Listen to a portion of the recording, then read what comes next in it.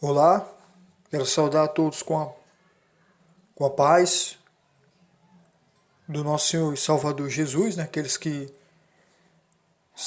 são cristãos e aqueles que não são, com boas-vindas de salvação. Quero avisar para você, primeiramente, que esse canal foi mudado o nome, né?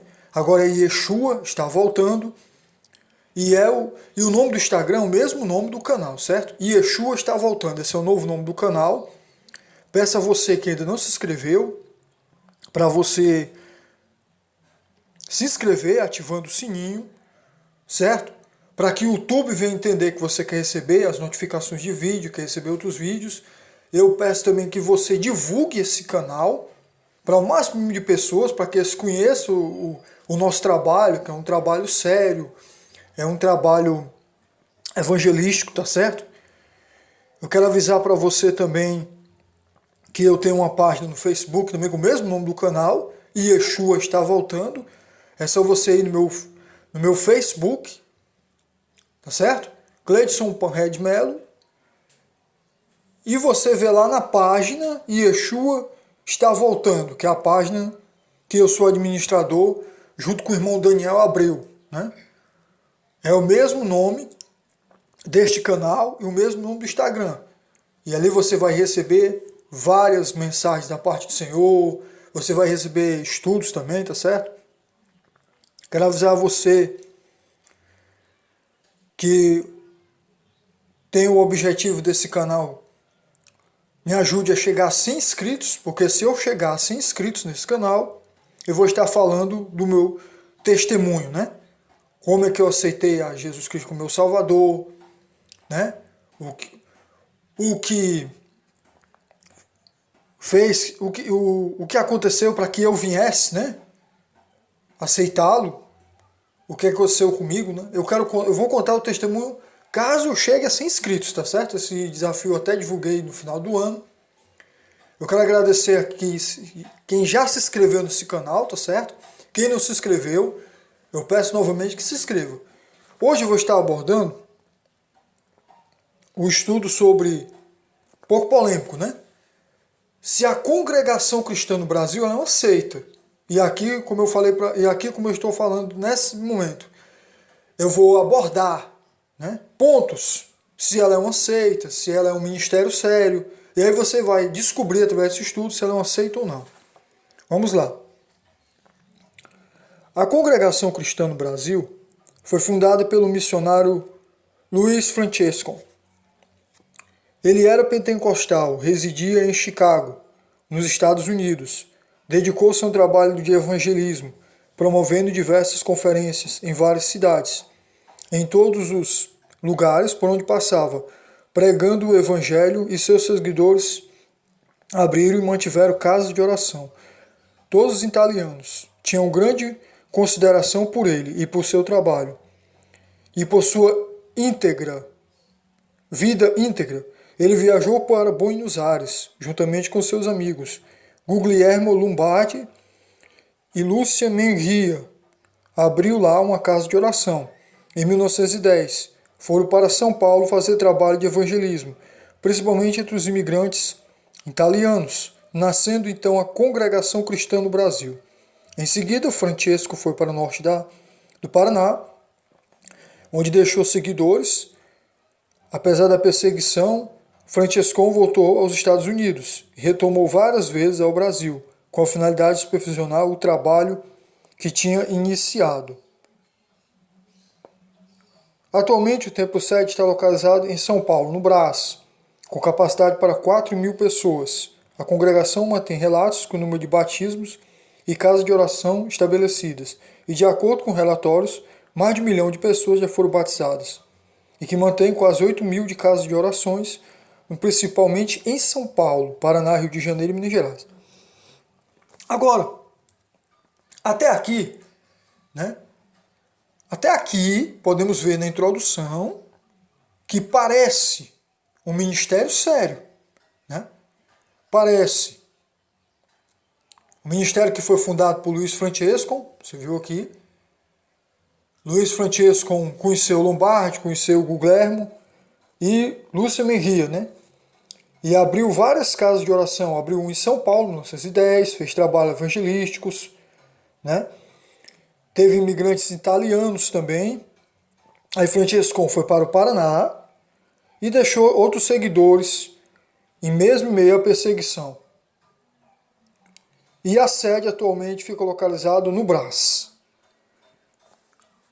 E tem 8.000 casas de oração espalhadas no Rio, em São Paulo e em outros lugares, né? Agora, o que nós devemos entender é se ela é uma igreja séria ou ela é uma seita. Vamos entender. Preste atenção nos pontos para ser analisados. Ao se ler os artigos da fé da Congregação Cristã no Brasil, percebe que no momento não havia nada de herético com o grupo. Entretanto, com o passar do tempo, a maioria dos propagadores do movimento não prega o que o fundador escreveu. E em seus artigos de fé, isso deve-se à falta de instrução e de conhecimento bíblico, pois os membros dessa seita são incentivados quanto ao estudo bíblico e teológico. Com isso, as ideias pregadas pelos membros são completamente diferentes de Luiz Francesco. São ideias antibíblicas, anticristãs e heréticas, embora haja pessoas dentro da congregação que não acreditam nas grandes heresias pregadas pela seita, sendo pessoas comprometidas com o reino de Deus. Presta atenção. Aqui, o estudo já vai identificando, né, que ela pode ser sim uma seita, porque ela não obedece aos requisitos do seu fundador, que foram os requisitos fundamentados na doutrina bíblica e cristã. Pelo contrário, ele faz coisas antibíblicas. E dessas coisas antibíblicas, uma delas nós vamos analisar com muito cuidado. Vamos lá. Primeiro ponto que é antibíblico. Ela é um ministério que tem um orgulho religioso. Uma das características dessa seita é a afirmação que só a igreja deles está certa, caracterizando a igreja como um grupo sectário orgulhoso que despreza e critica outras igrejas. A congregação cristã no Brasil, como tantas outras, acredita que só eles estão certos. Só eles são salvos, afirma também que as demais igrejas evangélicas pregam mentiras e que não há salvação para aquele que não é batizado na congregação cristã no Brasil. Preste atenção. Eles acreditam que se você não faz parte desse ministério, você não pode ser salvo. E isso é um erro. Porque a salvação ela não vem através de obras. Jesus deixou bem claro em Efésios capítulo 2, versículo 8 e 9. A salvação vem pela graça, não vem de vós, para que ninguém se glorie.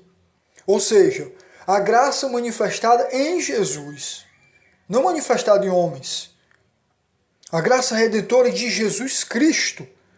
Então, ele diz, se você não faz parte desse ministério, se você não se congrega nesse ministério, se você não é adepto, então você não pode ser salvo. Isso é uma heresia. Veja bem, é uma heresia. Por quê? Porque a Bíblia diz em 1 Tessalonicenses capítulo 6, versículo 4, que homens desta maneira são orgulhosos e ignorantes.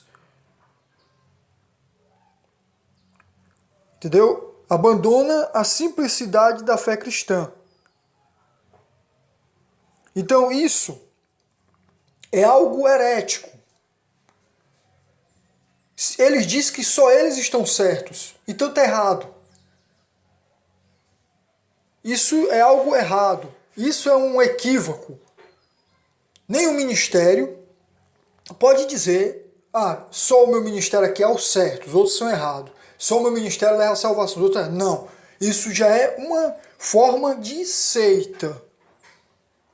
Não se pode dizer que só o ministério só leva a salvação. Porque eu quero deixar aqui bem claro para você nesse canal. Não defendo placa de igreja. Eu não defendo placa de igreja. Primeiro, Assembleanos vão ser salvos, Deus e amor vai ser salvos.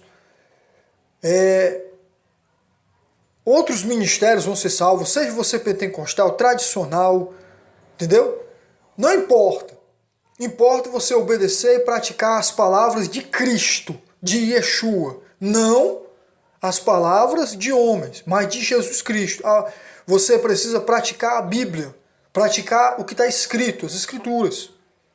Então, no reino de Deus, vai ter muitos cristãos salvos. Vai ter assembleano lá, vai ter da Deus e Amor lá, da Deus é Espírito lá, e de vários outros ministérios. Né? Não quero adentrar muito a esses assuntos alegóricos, mas quer dizer para você que, e eles afirmar que só eles estão certos, eles já erram nesse ponto. Vamos aqui ao segundo item. O rebatismo em nome de Jesus. Vamos lá. Preste atenção. Os adébitos da congregação rebatizam aquele que vem de outra igreja, afirmando que ele não foi batizado em nome de Jesus. Afirmam que Pedro recebeu uma nova revelação no dia de Pentecostes. E, obviamente, essa explicação dada por eles é absurda, visto que Jesus não seria capaz de mudar a posição sobre esse assunto, a respeito que se manifestou pouco dia antes. Além disso, o sentido do texto de Atos 2,38 é seja batizado sobre o nome de Jesus. Ou seja, significa que os judeus, a quem a mensagem foi dirigida naquele momento, repousaria a sua esperança e a confiança na autoridade messiânica. A literatura primitiva, tanto do primeiro século quanto do segundo, testemunha clara que a igreja sempre manteve a ordenação de Jesus, em Mateus 28,19, batizando em nome do Pai, do Filho e do Espírito Santo. Alguns exemplos desse são o didático, chamado de ensino dos 12. Dos 12 apóstolos, escrito no começo do segundo século. No capítulo 7 é um manual a respeito do batismo, onde se afirma claramente que a igreja primitiva batizava em nome da Trindade, como Jesus ensinou em Mateus 28,19. Rebatizar alguém nunca foi prática da igreja cristã. Não há em o Novo Testamento nem história de igreja cristã registro de rebatismo ou feito comprovado pelo ramo oficial e tradicional da igreja. Quem sempre rebatizou foram os grupos sectários e heréticos, com os montanhistas donatistas, como nunca a igreja oficial. O único caso de rebatismo é encontrado em Atos 19, mas foram rebatizados, pois haviam sido batizados com o batismo de João, que possui o significado de pontos diferentes do batismo cristão, instituído por Jesus, momentos antes de subir às alturas. A Bíblia é clara. Uma só fé e um só batismo. Efésios capítulo 4, versículo 5. A do mais, a circuncisão é um ato de repetição. Na antiga aliança, por analogia, e serve de preceitos para o batismo da nova aliança, visto que o batismo cristão é paralelo da circuncisão judaica, segundo se aprende em Colossenses capítulo 2, 11 e 12. Preste atenção. Rebatismo. Eles acreditam que se você for de outra denominação e você vai para lá, ele diz que seu batismo não serve. O seu batismo é nulo e rebatiza você novamente. Ou seja, isso é antibíblico. Você viu bem que eu deixei aqui bem claro, Efésios capítulo 4, versículo 5. Há uma só fé, um só batismo e um só Senhor. Eles misturam Atos capítulo 19 com Atos capítulo 2 e 38. Atos capítulo 19, o batismo ali é o batismo com o Espírito Santo ou no Espírito Santo. O batismo de Atos 2 e 38 não é o mesmo batismo de Atos 19. A Bíblia diz, lá em Atos capítulo 19, que eram 12 varões que eram batizados no batismo de João. Perguntaram para eles se eles conheciam o batismo do Espírito Santo. Nós nunca sabemos que existe esse batismo. Nós somos batizados no batismo de João.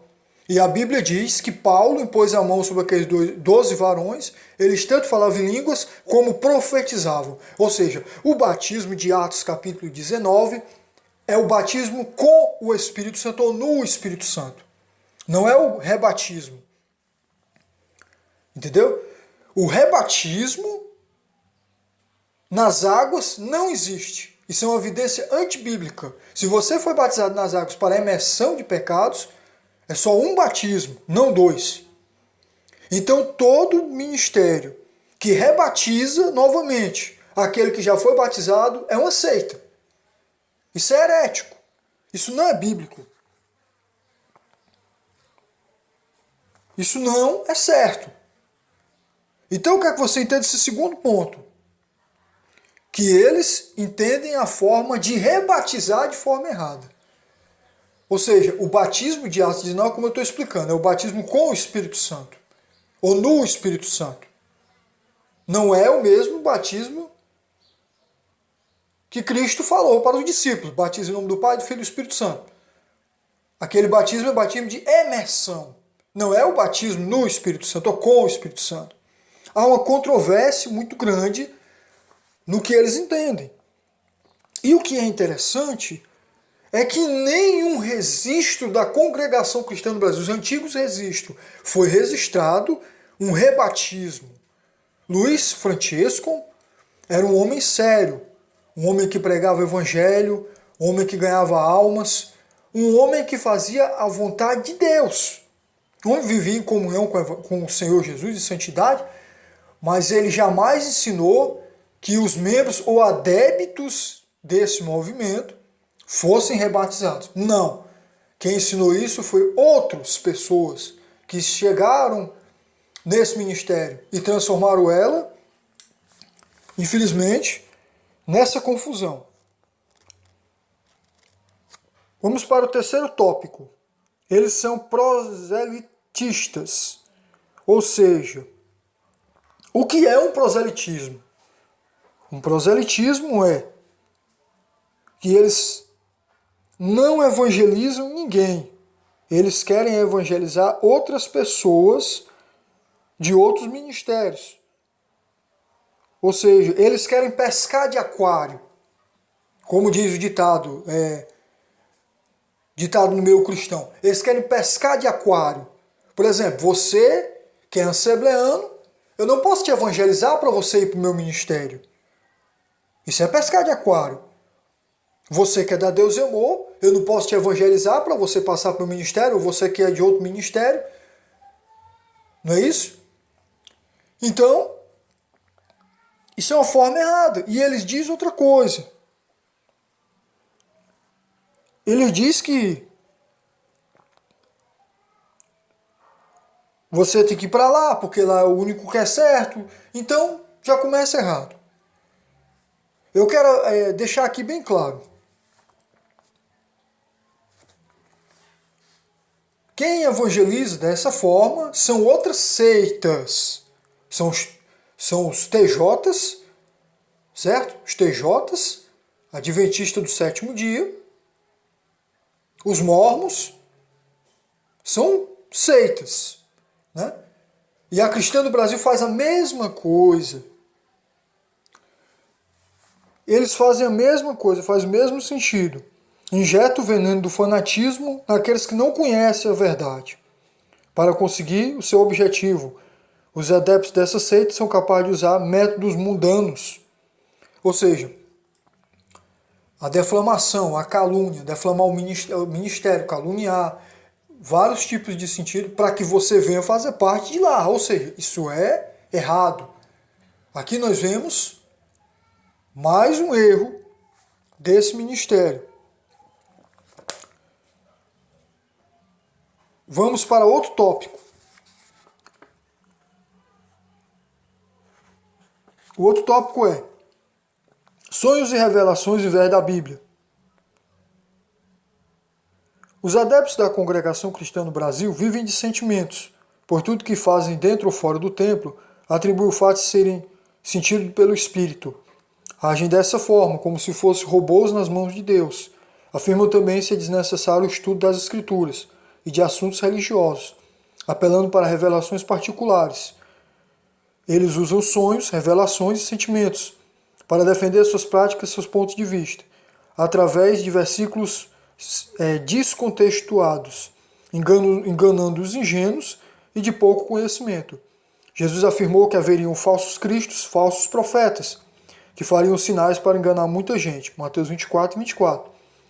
Ademais, se recebe todas as revelações necessárias por sonhos, revelações e sentimentos, desprezando assim o estudo, porque o uso de Bíblias traduzidas para português foi por estudiosos das igrejas tradicionais. Por que então não possui uma versão bíblica baseada em suas experiências? A única regra prática da fé do cristão deve ser a palavra de Deus, a Bíblia Sagrada. Nunca deve confiar em sonhos, revelações ou sentimentos, pois enganoso é o coração do homem mais que todas as coisas. Jeremias 19 e 9. Ou 17 e 9. Os que são guiados por sonhos e revelações são levados de um lado para outro, pois várias pessoas afirmando ter sentido revelações especiais, revelações essas contradições possíveis. Presta atenção. Eles acreditam mais em sonhos e revelações do que a própria Bíblia. E isso é outro ponto errado desse ministério. Se eu tiver que acreditar em sonhos e revelação ao invés das escrituras, é claro que eu vou ficar com as escrituras. Um sonho quer dizer bem claro para você. Eu creio em sonhos, eu creio em revelações, mas um sonho ele tem que ter baseamento bíblico. Um sonho tem que ter base bíblica. Um sonho não pode ser um sonho comum. Como eu deixei aqui bem claro em outros vídeos no canal, eu tive sonhos. Né? Eu tive sonhos, vejo que tem sonho que está acontecendo, já outro sonho, eu não sei, se for da vontade de Deus vai acontecer, senão não acontece. Mas eu não acredito totalmente nisso, eu não deposito a minha fé totalmente nisso, porque a minha regra de fé é a Bíblia, as Escrituras Sagradas. Então o problema deles é que eles acreditam em sonhos, acreditam em revelações. E outra coisa, ele diz que você não precisa entender a Bíblia para... Você não precisa estudar a Bíblia, no caso, para entender. Você aprende ela só. É claro que a Bíblia interpreta pela própria Bíblia, né? O pastor Carlos Cardoso até me ensinou isso. A Bíblia interpreta pela própria Bíblia. As Escrituras se interpretam por elas mesmas. Só que texto sem contexto é pretexto. É algo antibíblico. Todo texto tem seu contexto. Para você analisar, para você entender, para você observar e descobrir se o que a pessoa está falando veio ou não da parte de Deus. Então, eles têm esse problema muito grande. De dizer que você não precisa estudar a Bíblia. Se eu dizer para você que você não precisa estudar a Bíblia, é a mesma coisa de dizer para você que você não precisa fazer teologia, você não precisa... Então isso é antibíblico, né? Isso é algo antibíblico. Que a teologia, ela nos ensina a conhecer mais as Escrituras Sagradas. É claro que eu não estou dizendo que quem não tem teologia não conhece a Bíblia, não. Não estou entrando por esse ponto.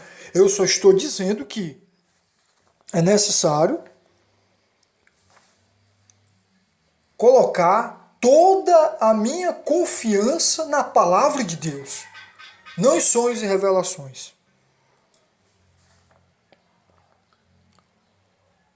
Falsos profetas como Ellen White, Joseph Smith, Reverendo Moore e outros afirmaram que tiveram revelações e andam fora da palavra de Deus. Viu? Ellen White, criadora da seita dos TJ, dos Testemunhos de Jeová, diz que teve revelações para criar aquela seita. Joseph Smith, dos Mormons também, outra seita, e o Reverendo Moore. Não, Joseph Smith, da Adventista, desculpa, e o Reverendo Moore, dos Mormons. Ou seja, 3 pessoas que são uma falsa profetisa e outros 2 falsos profetas, que acreditavam que seus sonhos, suas revelações estavam corretas. Ellen White botou data da volta de Jesus e errou. Porque a Bíblia diz que ninguém sabe nem o dia nem a hora. Então por que eu vou acreditar em datas? Por que eu vou ficar acreditando em data? Eu quero dizer para você bem claro, muito cuidado com o que você escuta também. Porque tem coisas que é fora das Escrituras. Então você tem que ter muito cuidado. Tem pessoas aí dando data que Jesus vai voltar agora em 2020. Então você tem que ter cuidado, porque isso não é verdade. Essa pessoa vai se dar mal. Essa pessoa já deu 2 datas do arrebatamento, não aconteceu, está dando uma 3ª data. E o pior, eu fico admirado que o pior é que as pessoas continuam seguindo esse canal. O cara fica dando data do arrebatamento, já deu 2 datas, já errou, já está dando uma 3ª data, e as pessoas estão seguindo ele, as pessoas estão buscando ele. Por quê? Porque falsos profetas enganam muitos.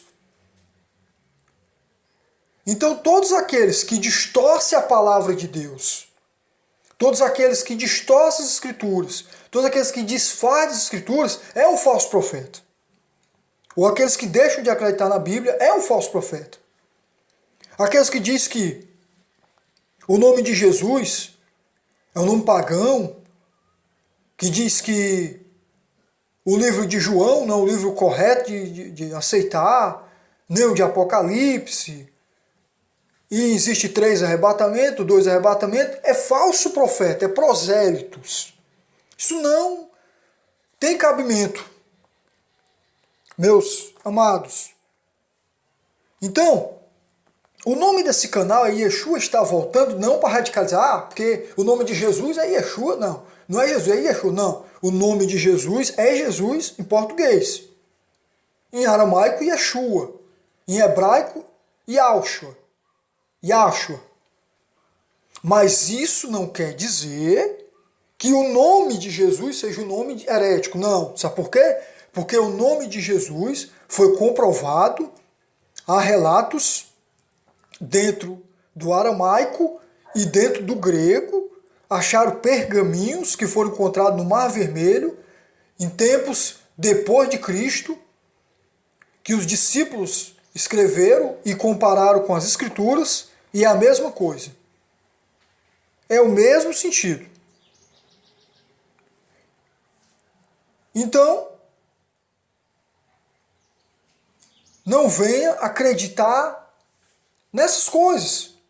E pessoas da data do arrebatamento, da data que Jesus vai voltar, essa pessoa que está dando data que Jesus vai voltar, ele errou 2 vezes, e agora está dando essa data de novo, uma pessoa ia se suicidando por causa disso, porque não aconteceu o arrebatamento, essa pessoa andou em desespero. Então você tem que ter cuidado, você tem que ter muito cuidado, porque Jesus deixou bem claro, aparecerão falsos profetas, falsos cristos, que enganarão, se for possível, os eleitos, escolhidos. E nós estamos em tempos finais. Vamos para mais um tópico. Além de tudo isso, os adeptos da congregação se esquecem que eles possuem a Bíblia em mãos hoje, porque homens se dedicaram ao estudo das letras, à cultura. Para traduzir a Bíblia para o nosso idioma, para traduzir é necessário estudar o grego, o aramaico, o hebraico e o português, com muita profundidade. O primeirinário que eles usam em seus cultos contém hinos por grandes estudiosos que não pertenciam à congregação cristã no Brasil. Pertenciam à igreja metodista, batista, presbiteriana e luterana, por exemplo. É claro que Deus pode chamar uma pessoa sem estudo, sem muita cultura, para pregar o evangelho. Isso, entretanto, não impede que ela estude ou se prepare para proclamar a boa nova da salvação. Deus nos usa em nossas fraquezas e limitações, mas nunca a mente preguiçosa. Sabedoria ungida e direcionada pelo Espírito Santo de Deus é uma bênção. A ignorância, ao contrário, leva a erros e afirmações ridículas. A obra do Criador e criando absurdos e heresias. Então veja bem, como eu te falei, que para entender as escrituras é necessário estudar, você viu aqui, eu li bem, o hebraico, o grego e o aramaico. Como eu te falei, foram achados, escrito no caso, pergaminhos no aramaico e no grego da Bíblia Sagrada, foram escritos em papiros e foi achado no Mar Mediterrâneo, escritos depois de Cristo. Compararam com a Bíblia. Se estava certo ou estava errado. E é a mesma coisa.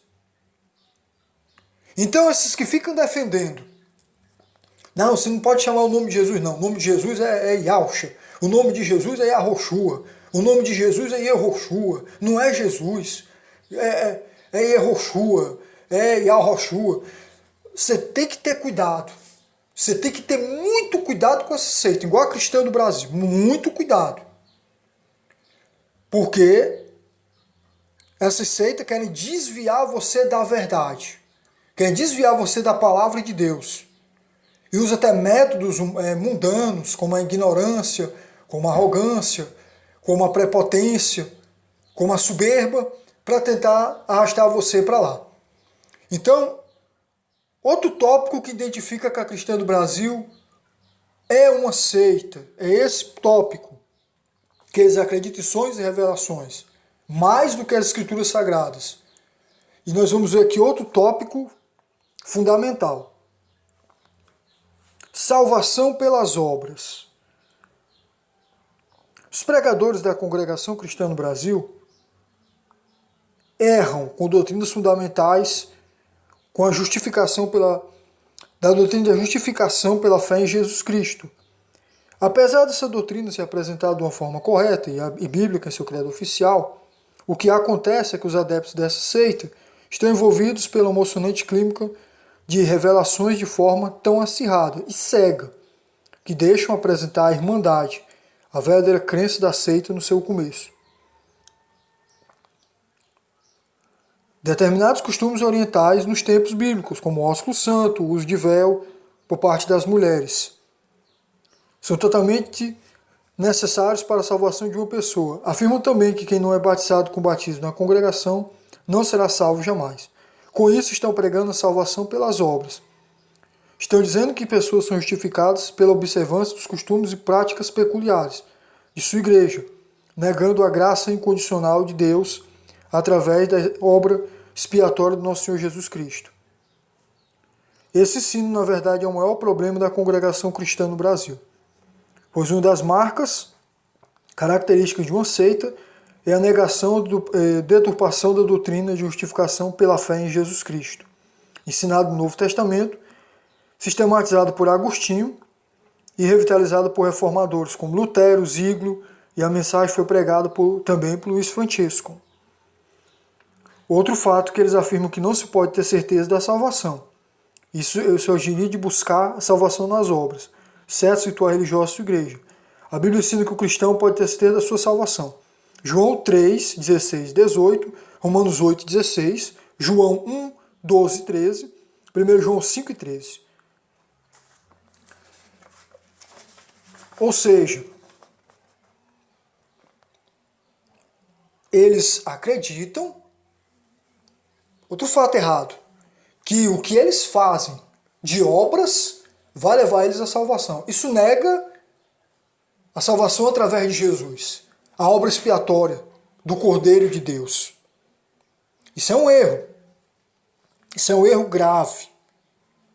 Toda seita acredita que se você fazer boas obras, você vai ser salvo. Mentira. E toda seita diz que você não tem certeza da sua salvação. Salvação só Deus sabe. Mentira também. Porque a Bíblia é bem clara que nós temos certeza da nossa salvação. Eu deixei aqui bem claro para você. Vou deixar aqui um versículo para você, em João capítulo 1, versículo 12. Todos quanto receberam Jesus forem feitos filhos de Deus. Ou seja, se eu recebi a Cristo, se eu obedeço as Escrituras, se eu pratico o Evangelho genuíno de Jesus, se eu vivo uma vida que agrada a Deus, se eu vivo separado do pecado, separado do mundo, se eu não faço a vontade da minha carne, se eu ando a contramão desse mundo, é claro que eu tenho certeza da minha salvação. Eu tenho certeza que um dia eu serei salvo. Então, toda seita acredita que não se pode ter certeza da salvação. Isso é mentira. Paulo disse, viver para mim é Cristo, morrer é lucro ou ganho. Ou seja, ele tinha certeza que se ele partisse naquele momento, ele ia ser salvo. Então, nós temos que ter certeza da nossa salvação. Você vê bem também em Filipenses 1:23, Atos 7:59 e Apocalipse 22:20. A certeza da salvação do cristão está no fato de que ela não depende de seus méritos, e dos méritos, sim dos méritos de Jesus Cristo na cruz do Calvário. Então, nós temos que ter certeza da nossa salvação. Para finalizar esse estudo, outro fato importante, eles acreditam que a oração só serve só se for de joelhos. Olha que erro. Os seguidores da seita somente oram de joelhos, afirmando que Deus não ouve qualquer oração que se fizer. Usam o texto de Filipenses 2:10 para embalsamar tal ensinamento, errando mais uma vez na interpretação bíblica, pois o contexto da passagem mostra que o assunto não é a oração dos fiéis, mas sim um acontecimento no último dia, quando todos reconhecerão Jesus Cristo. A Bíblia fala de muitas pessoas que oraram em diversas posições e suas orações foram respondidas. Ou seja, oração não serve só se for de joelhos. Eles acreditam que sim. E eles usam Filipenses 2:10, sendo que o contexto não diz isso. O contexto fala que isso serve quando Jesus voltar. Todo joelho vai ter que se dobrar e vai reconhecer que ele é o Messias, ele é o Filho de Deus, para a glória do Deus Pai. Esse é o contexto. Eles lêem um texto embalsado nas suas teses, só que é errado. Preste atenção. Aqui tem 5 exemplos de pessoas que oraram diferentes e Deus ouviu. O rei Ezequias orou deitado e Deus ouviu a sua oração. Você vê bem em 2 Reis, capítulo 20, versículo 1 ao 5. O publicano orou em pé e desceu justificado para casa. Lucas, capítulo 18, versículo 13 e 14. Jonas orou no ventre do peixe. Jonas, capítulo 2. Jesus orou em pé junto ao túmulo de Lázaro. Sua oração foi ouvida, não sendo pecado, portanto, orar em pé, como afirmam os seguidores dessa seita. João 11, versículo 41 e 42. Jesus também orou na cruz. Lucas 23, 34 e 42.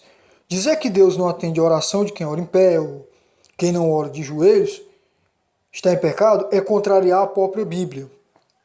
Você viu aqui 5 exemplos para finalizar. Finalizando esse estudo, está mais do que comprovado. Você fica nesse ministério se você quiser, mas